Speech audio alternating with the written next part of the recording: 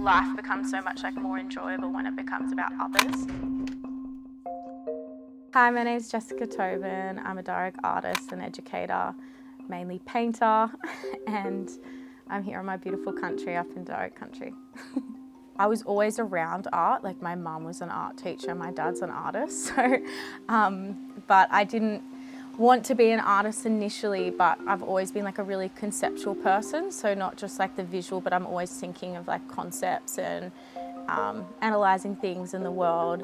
And I love beauty in all of its forms, so I'm like a super visual person. Like when I look around, I'm always looking at the colours, the details, the textures all the time. Learning to put that into painting has been a journey. I was in year 12 actually for my final year 12 work. I'd never sat down and done like a proper painting, but I found these like 2 canvases on the way home, and I was going to do drawings initially, but when I found these canvases I was like, I'm going to do portraits, and my teacher at the time was just like, what are you doing, like you haven't like done that before.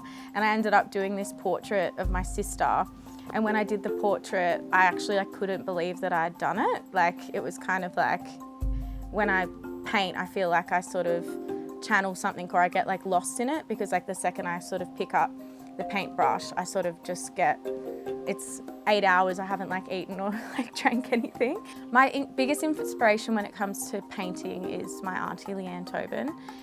She's an incredible painter and has taught me so much about technique, but also just in her storytelling.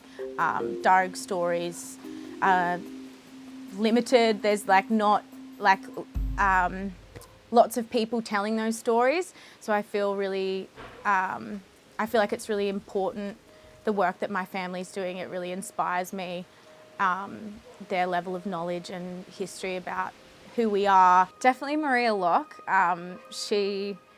I've done a painting of her in the past, like for my year 12 painting I did Maria and Robert Locke, and I did an appropriation of Klimt's The Kiss. And Maria is an amazing woman in the way that she was like one of the first Aboriginal women to be educated, and she used her knowledge to help others. So she used English to be able to sort of be the link between both cultures and the link between those times. And I just think she really inspires me to use my voice. I think that's something that I've really explored in my work in the last couple of years, of using my voice. I think the advice I'd give to younger artists is like self-affirmation. Like I sort of describe being in the artwork as like monkey bars in the dark. You gotta keep swinging out, not knowing if there's gonna be another opportunity, or not knowing whether you're kind of gonna be okay.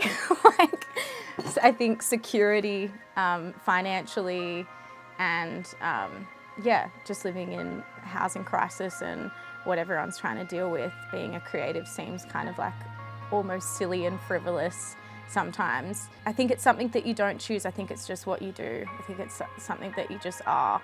And so even though sometimes I don't always have that faith in myself, it kind of keeps weirdly working out, like things keep presenting themselves, but you've got to put yourself into those spaces and speak those words. And I really do believe like words are spells, like you really speak things into existence. Even just saying, I would like to be a painter, or I would like to be an artist, then the world sort of unfolds in that way, because as you speak those words, you get opportunities, or you speak to somebody that hears that and then they can direct you in a certain way. So I think really being mindful of how you speak towards yourself really dictates the direction that you go.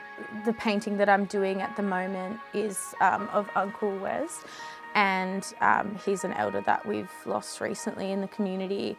And one of the last meetings, last times I saw him was at Blacktown Arts, and I remember he was sort of like, the way he was speaking was like he really wanted me to like remember this, and he said that, you know, there's lots of different things about our culture, but like my one law is like sharing and caring, that like if there's anything that's important to remember about the kind of people that we are and like what we value in our culture is always to share and always to care for one another.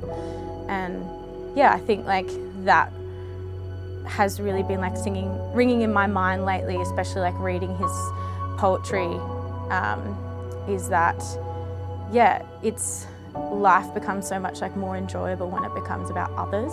I think we like are always thinking about ourselves, but like the second that we can connect to someone else or something else other than ourselves, there's just so much more in that.